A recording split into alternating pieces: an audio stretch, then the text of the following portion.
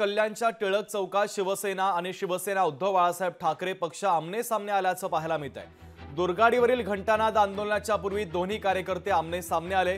शिवसेना नेत्यांची भाषणे सुरू असताना शिवसेना उद्धव बाळासाहेब ठाकरे पक्षानं जोरदार घोषणाबाजी केली।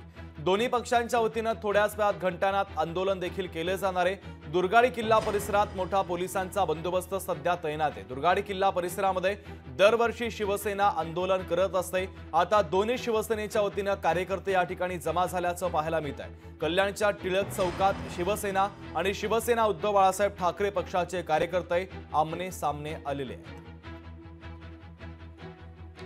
एकनाथजी शिंदे साहेब यांनी हे आंदोलन सातत्याने गेले 20 वर्ष सुरू ठेवलेलं आहे आणि निश्चितपणे जोपर्यंत न्याय मिळत नाही तोपर्यंत हे आंदोलन आम्ही चालू ठेवणार आणि कोणत्या परिस्थितीमध्ये आम्हाला कोणत्याही दिवशी बंदी असता कामा नये आणि दर्शन करायला मिळालंच पाहिजे। तो आमचा हिंदूंचा हक्क आहे आणि या बाबतीमध्ये जी काही न्यायालयीन लढाई चालू आहे ती लढाई आम्ही लढत आहोत।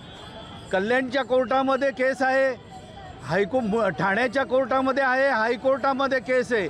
या बाबतीमध्ये कायदेशीर लढाई लढत आहोत। दिघे साहेबांची इच्छा होती की हा बंदी हुकूम रद्द व्हावा, परंतु आजता कायच झालं नाही आणि दुर्दैव हे आहे की मुख्यमंत्री एकनाथ शिंदे या आंदोलनाचं नेतृत्व करत होते, जे कित्येक वर्ष या आंदोलनाचं नेतृत्व करत होते ते आज मुख्यमंत्री आहे आणि मुख्यमंत्र्यांच्याच प्रशासनाने परत मंदिर बंद करण्याचा निर्णय घेतला, परिपत्रक काढलं। हे अतिशय दुर्दैव आहे। हे डुप्लिकेट हिंदुत्ववादी सरकार आहे असं आमचं स्पष्ट मत आहे आणि ह्या सरकारचा आम्ही जाहीर निषेध करतो। जे मंदिर बंद ठेवतात त्यांचा आम्ही जाहीर निषेध करतो। हे आंदोलन मुस्लिमांविरुद्ध नाही आहे, प्रशासनाविरुद्ध आहे।